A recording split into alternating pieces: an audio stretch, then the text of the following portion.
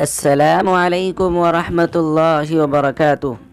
ناظرین، میں آپ سبھی کا حکیم لقمان سیریز میں خیر مقدم کرتا ہوں۔ ناظرین، حضرت لقمان کی نصیحتوں کی اللہ تعالیٰ نے اس قدر افزائی کی کہ ایک مکمل سورہ ہی آپ کے نام سے قرآن مجید میں تعریف و تحسین کے ساتھ جگہ پا گئی۔ ہم اگر حضرت لقمان کی نصیحتوں پر آیات کی روشنی میں غور کریں تو پتہ چلتا ہے حضرت لقمان یمن میں ایک قبیلے کے سردار تھے۔ اپنے بڑھاپے میں آپ نے اپنی سرداری اپنے بیٹے کو منتقل فرماتے وقت وہ نصیحتیں فرمائی جو ایک سردار ہی کی شان ہو سکتی ہے۔ تو چلیے جانتے ہیں کہ وہ نصیحتیں کیا کیا تھی۔ پہلی نصیحت یہ تھی کہ بیٹے، نماز قائم کرو۔ اولیاء اللہ کی پہلی پہچان یہ ہے کہ وہ نماز کے پابند ہوتے ہیں اور اپنی اولاد کو بھی اس کی تلقین و تائید کرتے ہیں۔ دوسری نصیحت اپنے بیٹے کو یہ تھی کہ بیٹے، جو مصیبت بھی پڑے اس پر صبر کر۔ یہ وہ باتیں ہیں جن کی بڑی تاکید کی گئی ہے۔ اس سے معلوم ہوتا ہے کہ حضرت لقمان کی نصیحتیں انبیاء کی تعلیمات پر مبنی تھیں۔ دعوت دین کی راہ میں مشکلوں کا سامنا کرنا پڑتا ہے، جن میں صبر ہی کی وجہ سے داعی ساری مشکلوں کو برداشت کر پاتا ہے۔ تیسری نصیحت اپنے بیٹے کو یہ تھی کہ بیٹے، لوگوں سے منہ پھیر کر بات نہ کر، یعنی نظر پھیر کر بات نہ کر۔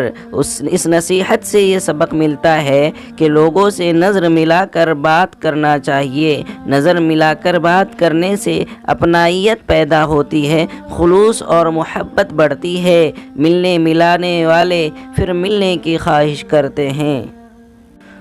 چوتھی نصیحت یہ تھی کہ بیٹے، زمین میں اکڑ کر نہ چل۔ اکڑ کر چلنا بھی تکبر و غرور کی علامت ہے۔ آدمی کی چال اس کی شخصیت کو بتاتی ہے۔ دیکھنے والا سمجھ جاتا ہے کہ اکڑپن کی چال میں کسی بات کا غرور و تکبر چھپا ہوا ہے، کیونکہ آدمی کی چال میں اکڑ اور اتراہٹ اسی وقت پیدا ہوتی ہے جب اس کے دماغ میں تکبر کی ہوا بھر جاتی ہے۔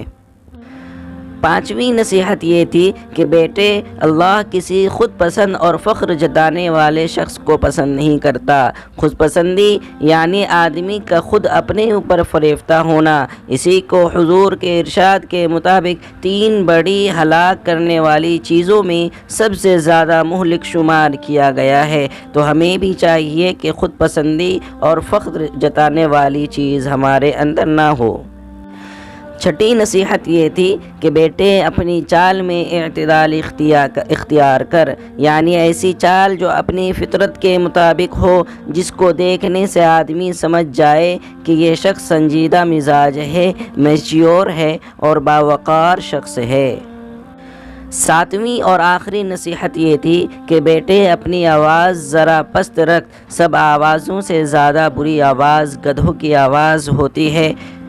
اونچی اور کرخت آواز میں بات کرنا یہ بھی برتری جتانے کی علامت ہے۔ آدمی اپنی بات منوانے کے لیے اونچی آواز کے زور پر دوسروں پر دباؤ ڈالتا ہے، چیخ چیخ کر سامنے والے کو پست کرنا چاہتا ہے۔ اس سے نقصان سامنے والے کو کم، خود اسی کو زیادہ ہوتا ہے۔ آئندہ لوگ ایسے شخص سے دور رہنا ہی پسند کرتے ہیں جو ان کے کانوں پر آواز کی شکل میں ہتھوڑے برسانا چاہتا ہے۔